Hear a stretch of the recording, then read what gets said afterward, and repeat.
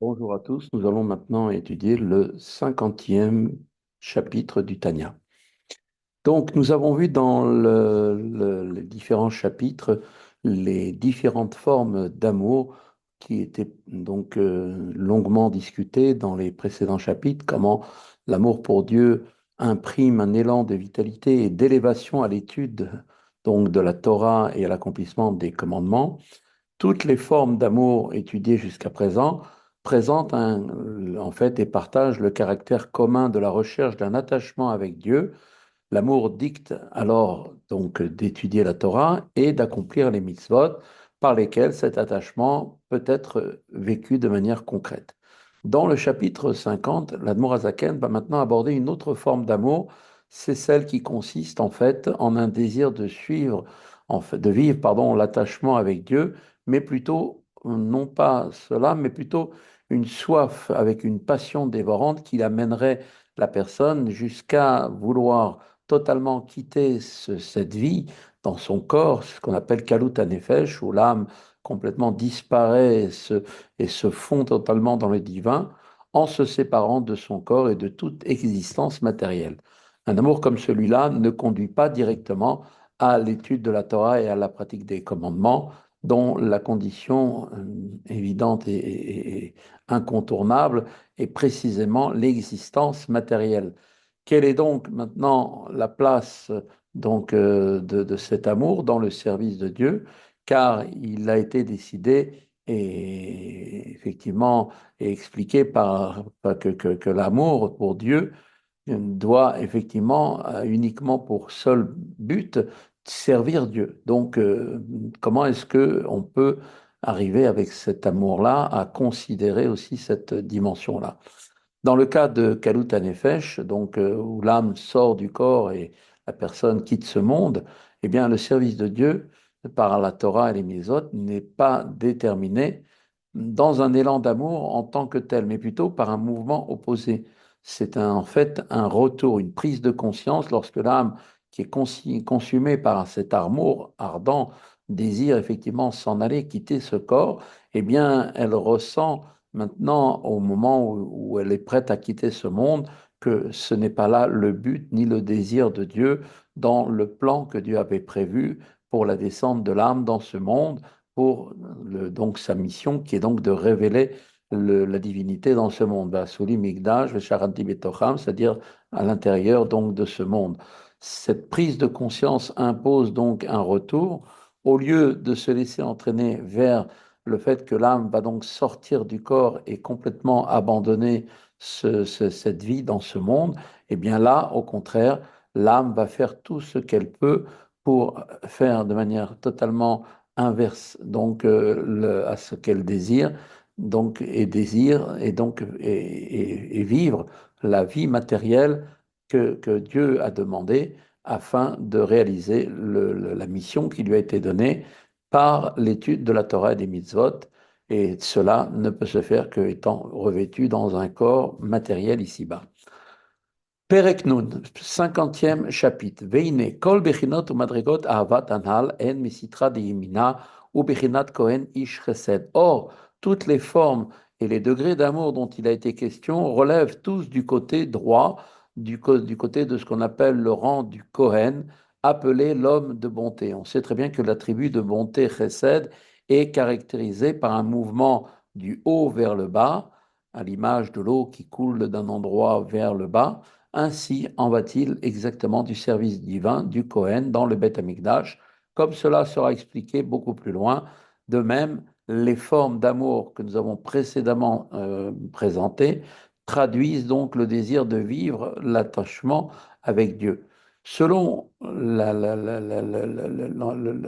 quand on regarde donc l'ordre des sphirotes, selon effectivement le schéma qui a été présenté dans la Kabbale, elle se divise en trois lignes. La ligne de droite, à laquelle appartient l'attribut de Chesed, la ligne de gauche, à laquelle appartient l'attribut de Gvura, et la ligne du milieu, l'amour, qui en fait tient donc donc en fait de ce qu'on appelle l'attribut de Tiferet, donc qui bien évidemment est essentiel. Alors, l'amour de Chesed se rattache bien sûr donc du côté droit. Donc, ces trois lignes, pour rappeler rapidement, donc, sont formées du côté de la ligne droite par Chochma, en dessous Chesed et en dessous donc le niveau de Hod. Ensuite, du côté gauche, donc la ligne de gauche appartient donc à Bina, Gvora et Netzach. Et il y a donc ensuite, bien évidemment, la ligne du milieu qui, elle, contient donc la sphira de Keter, Da'at, donc Tiferet et Yesod. Donc, maintenant, nous allons rentrer dans le sujet. Donc, ces trois, donc cet amour donc qui tient de Chesed se rattache donc au côté droit. Nikraot, Kesef, Akodashim, Milachon. Nirsafta, les Beit Avicha. Elles sont effectivement appelées Kesef Akodashim, dans le sens de l'expression tu aspires à la maison de ton père, parce que le mot Nirsof, qui vient du mot Kesef, se rattache étymologiquement, le mot Nirsof, au mot Kesef, l'argent. Les formes d'amour discutées dans les chapitres précédents expriment tous des désirs de la recherche de l'attachement à Dieu.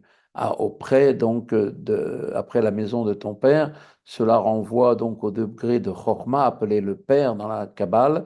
Tel est bien le lien avec le terme Kesef à Kodashim, puisque Kodesh, la sainteté, renvoie pareillement à Chorma dans le Zohar. Comme expliqué plus haut, les sirotes se divisent en trois lignes. La ligne de droite à laquelle appartient Chesed est aussi la ligne de Chorma, à la différence de la ligne de gauche qui est, elle, reliée donc avec Gvura, reliée à Bina.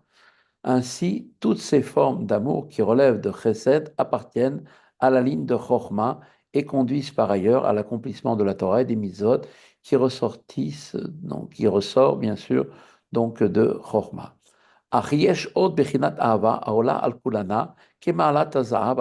Cependant, il y a une autre forme d'amour qui surpasse toutes les autres, à l'image donc de la supériorité de l'or sur l'argent. Vei Ahava Kerash Pe'esh, c'est l'amour qui est comme des charbons ardents. Cet amour est placé sous le signe du feu, par contraste avec les précédentes formes d'amour associées à l'eau. Le flux descendant de l'eau symbolise en effet l'attribut de Chesed qui se déverse. En revanche, l'amour dont on parle dans ce chapitre est semblable à des charbons ardents, c'est-à-dire le feu qui lui va du bas vers le haut. Miprinat, Gevurot Elionot, de Bina Ilaha, ce niveau est issu du niveau des Gvurot supérieurs de ce qu'on appelle Bina Ilaha. En d'autres termes, cet amour prend donc sa source dans l'aspect de Gvura qui renferme elle-même l'attribut de la Bina supérieure. Dainu, c'est-à-dire Shaliede Aidbonenut Begdulat Ensof Baruchu, cela veut dire que par la méditation sur la grandeur de l'infini divin, à savoir que devant lui, des kula kame kelo mamash rashive, que tout est vraiment devant lui considéré comme rien.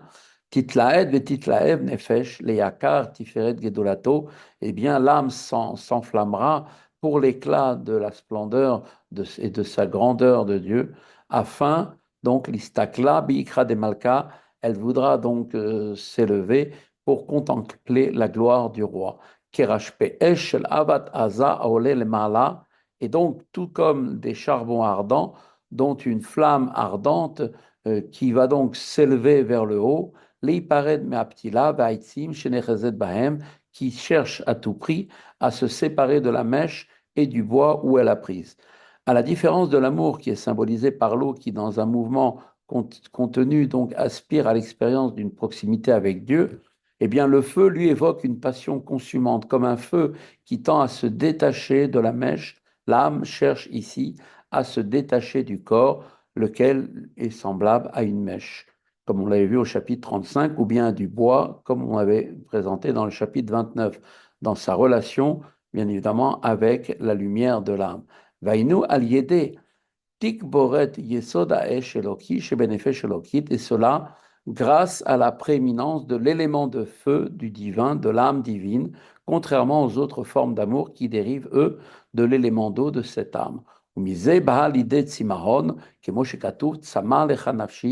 de là, l'âme en vient à une soif, comme il est dit, mon âme a soif de toi. Donc de même que la soif physique se rattache à l'élément de feu, c'est-à-dire qu'elle est due à une sensation de sécheresse, la soif spirituelle prend sa source dans le fait de l'essentiel de l'élément de feu de l'âme.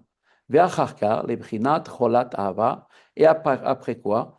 Eh bien, elle parvient à la dimension de ce qu'on appelle la maladie d'amour, comme une soif qui ne peut être étanchée. Ve'acharka ba'a l'idée kalut nefesh mamash, puis ensuite elle s'élève encore plus et vient et en devient une véritable, ce qu'on appelle une véritable sortie de l'âme, où l'âme veut totalement se fondre en Dieu et être totalement absorbée. Et Moshe Katouv, comme il est dit, Vegam kalta nafshi, comme il dit, mon âme est dans un état où elle expire. Vine mikan yatsa shoresh alveim lemata. Or, c'est de là, de la dimension des Gvorot de Bina Ilaha, que provient la source des Lévi'im qui sont ici dans ce monde. Ou les Hatid, Shaolam Yitale Yuem Akohanim, et dans le futur, quand le monde sera élevé, donc avec les temps, après les temps messianiques, eh bien, ils seront, eux, les Lévi'im, les Kohanim, alors que leur rôle actuel est pour l'instant quelque chose d'accessoire, puisqu'ils accompagnent les Kohanim par des chants et par de la musique. Et comme il est dit, à ce moment-là, donc autant dans les temps, dans les temps, les hatides, dans le futur, ils t'accompagneront et te serviront.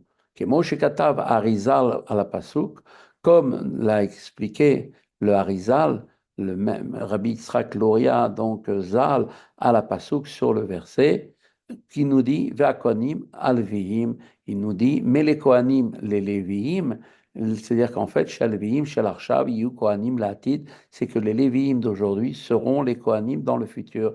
Vavodat alvihim aita leharim kol rina vetoda, bishira bezimra, benigun, venehima. Et le service divin des Lévi'im consistait donc, comme on le sait, dans le Beth Amikdash, à faire élever leur voix dans la chanson, dans le chant et dans les actions de grâce avec ce chant et la musique, Beshira, Vezimra, Benigun, Veneima, avec des mélodies donc extrêmement belles et harmonieuses. Bibrinat, Ratso, Veshuv, qui avait effectivement cette forme donc d'un élan et d'un retour. On sait que la musique des Lévi'im exprimait la nature de leur service, caractérisée par cet élan de passion consumante où l'âme veut sortir du corps, suivi ensuite d'un mouvement de retenue, de retour, comme cela va être expliqué. שהיא בחינת אהבה עזה זו של אהבת היוצא מן הבזק. Et c'est là la distinction de cet amour ardent que nous avons expliqué précédemment, comme une flamme qui est comme comparée à une flamme qui jaillit donc du bézek, c'est-à-dire du creuset dans lequel on a déversé le métal en fusion, qui est Deita Begmara, comme il est rapporté dans la Gemara, Perek Bet de Chagiga, chapitre 2 du traité Chagiga. La flamme donc jaillit avec force du creuset et ensuite, effectivement, elle retourne dans ce creuset. Tel est donc effectivement ce qui est dit dans le Talmud, le sens de ce verset qui exprime la vision de Cheskel à propos des anges appelés les saints Trayot. Quand il avait vu donc dans sa prophétie, il avait vu le char céleste, le char divin, et il voyait là-bas des Chayot qui allaient et venaient telle la flamme qui se trouve à l'image dans ce métal en fusion qui est donc en feu à l'intérieur du creuset, à l'image du feu qui lui va et vient, qui jaillit et ensuite est retenu dans le creuset.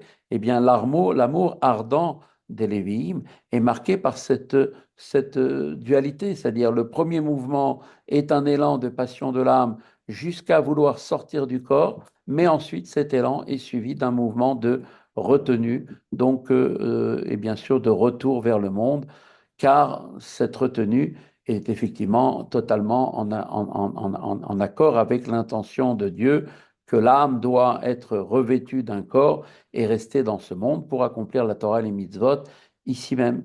Le Sefer HaYetzirah dit ainsi, si ton cœur court, c'est-à-dire que tu es dans un niveau d'extase et que tu vas presque sortir du monde, alors reviens, comme il dit, reviens à l'unique. Autrement dit, si ton cœur connaît cet élan d'expiration de l'âme, retiens-le et reviens afin de révéler donc de révéler donc effectivement grâce à cet amour l'unité de Dieu en ce monde.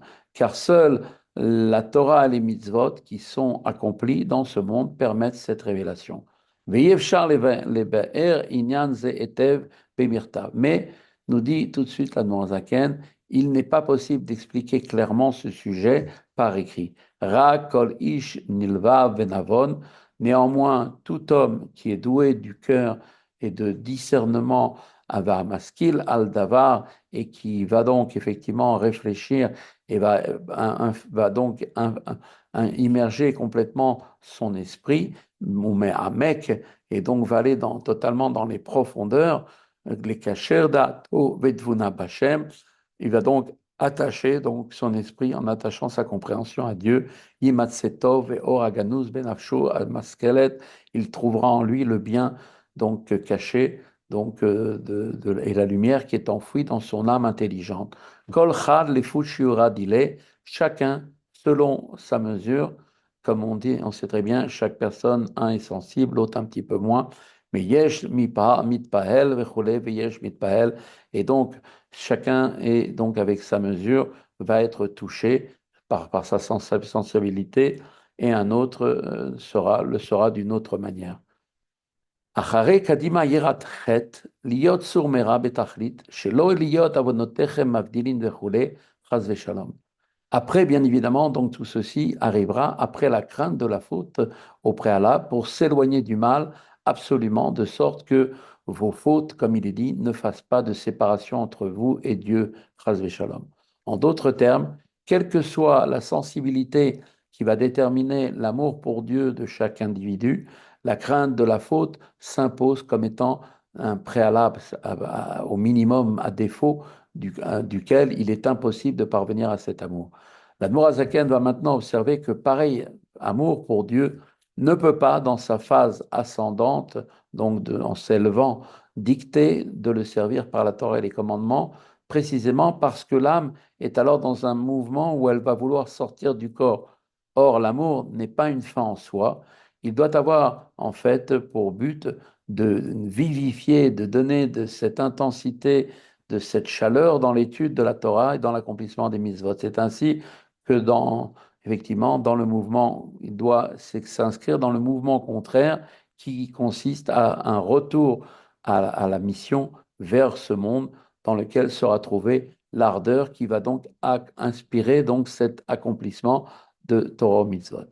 Voilà, c'est ici que se termine la première partie donc du chapitre 52. Nous allons maintenant commencer la deuxième partie de ce chapitre. Nous dit tout de suite, Veine seder avoda besek haTorah va mitzvot animshechet bebchinat ava zo I bebchinat shuv levad. Or, le service de Dieu, par l'occupation à la Torah et aux mitzvot, tel qu'il provient de la catégorie de cet amour ardent, relève de la dimension de retour, donc du shuv uniquement. Comme il est rapporté dans le livre de Kabbal qui s'appelle le Sefer Yitzira, le livre de la création, comme il est dit là-bas, si ton cœur s'élance pour sortir de ce monde, reviens vers le un, c'est-à-dire le Echad, c'est-à-dire la dimension où Dieu est un, c'est-à-dire dans ce monde. Pirouche imras libecha, la signification est la suivante.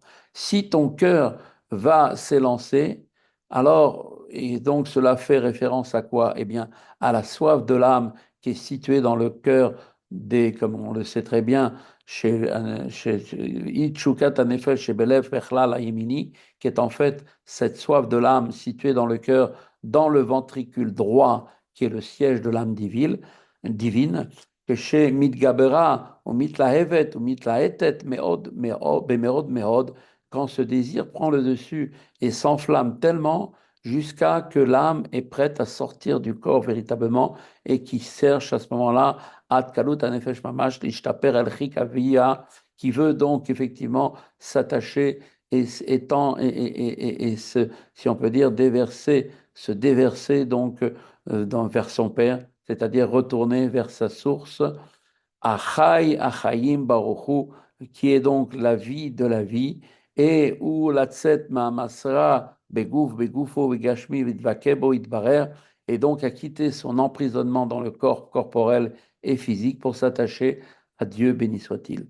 Tel est donc effectivement l'élan dont on parle ici, le verset, un amour tellement ardent pour Dieu que rien ne peut plus le contenir au point où il peut aller jusqu'à ce que l'âme va sortir du corps. Devant une telle situation d'un extase extraordinaire, alors il est important qu'il y ait un retour. Un retour est nécessaire, comme c'est marqué, revient vers le un. Donc ça, c'est ça la finalité. Azai zot yashiv al libo, ma'amar chazal. Alors, pour freiner donc cette extase et entreprendre un mouvement de retour, il prendra en considération, nous dit nos maîtres, alors un libo ma'amar chazal, l'enseignement de nos sages, béni soit leur mémoire, qui al kocha atachai, qui nous disent, comme c'est marqué dans les Perkei Avot, c'est malgré toi que tu vis, en dépit donc de l'aspiration intense et fiévreuse de ton âme qui est sur le point d'expirer de ce monde dans une passion qui consume ou elle est consumée par son amour, eh bien, on lui dit, sache que c'est malgré toi que tu dois demeurer ici, car c'est ici que se situe ta mission. Begoufazé, dans ce corps, la chayoto pour le faire vivre. Pourquoi? Afin d'attirer ici-bas, donc par la Torah, les mitzvot, eh bien la vie supérieure de la vie, donc béni soit-il, al yedé Torah Chaim, par la Torah de vie. Liyot dira betartonim, l'ardutu itbarer beprinat gilouy, de sorte qu'il y ait par ce travail, donc de Torah mitzvot, une demeure qui soit réalisée dans les sphères inférieures, dans ce monde, pour son unité de manière révélée. Donc, comme dans une demeure, c'est le lieu dans lequel un homme se trouve révélé dans toute sa personnalité, dans tout son être, eh bien, l'unité divine doit être révélée ici-bas dans toute sa vérité, et c'est là notre mission. Comme nous l'avons expliqué précédemment, à savoir que c'est le but de Dieu de faire de ce monde une demeure pour lui.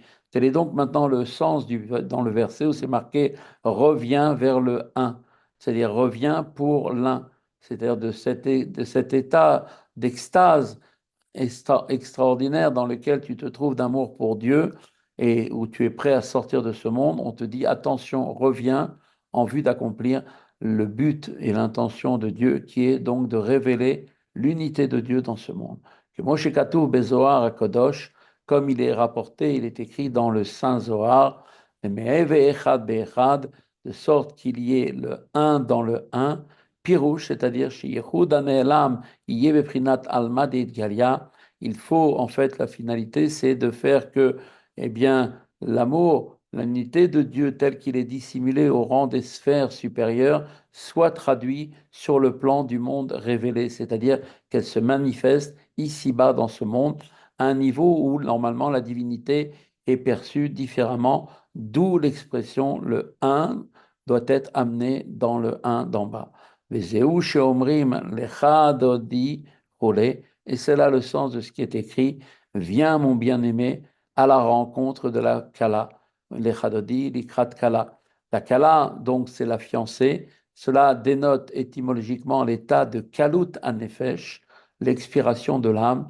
Et donc, dans cette forme de service de Dieu, la passion consumante de l'âme doit ensuite permettre le retour, la révélation divine exprimée par la seconde partie de la phrase, viens mon bien-aimé, donc on parle de Dieu ici, et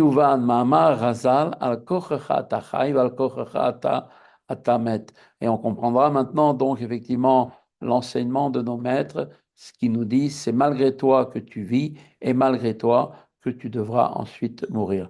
La première partie de cette sentence enseigne que la soif passionnée de Dieu qui mène à l'expiration de l'âme doit être recherchée dans le service de Dieu. Chez qui éprouve pareille soif, la vie matérielle a bien lieu, effectivement, contre son gré. Mais la seconde proposition indique, à l'opposé, que la vie doit être ardemment désirée et le contraire de la vie, c'est-à-dire l'expiration de l'âme, survenir contre ton gré. Naturellement, se pose maintenant pour nous la question suivante. Ve'alo er yeh retzono. Mais alors, quel doit être le désir de l'homme?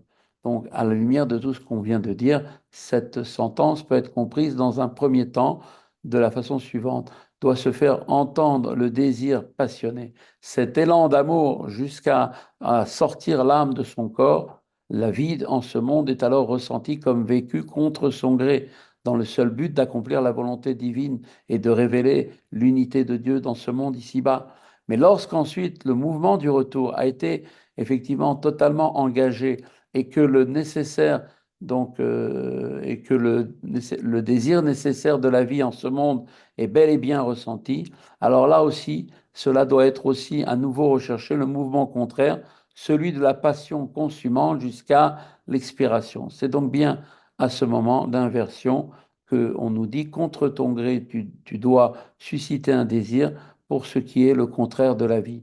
Pourquoi est-ce qu'on nous demande un mouvement alternatif d'élan et de retour? Eh bien, il s'agit d'une part d'introduire à chaque retour une dimension spirituelle nouvelle, supérieure, et d'autre part de prévenir donc les embûches et les écueils d'une descente insuffisamment maîtrisée et du risque consécutif de se voir alors totalement absorbé par les affaires du monde. Al Mishnazo, et comme il sera effectivement longuement expliqué par ailleurs concernant cette Mishnah, Al Korcha Tachai, qui nous dit c'est malgré toi que tu vis, effectivement, Be'ezrat Achaye Achayim Baruchu, tu vis à l'aide de la vie, c'est-à-dire par Akadosh Baruchu, béni soit-il. Voilà, c'est ici la fin du chapitre 50. Donc, une bonne continuation à tous et donc une bonne révision, réviser pour ne pas oublier. À bientôt.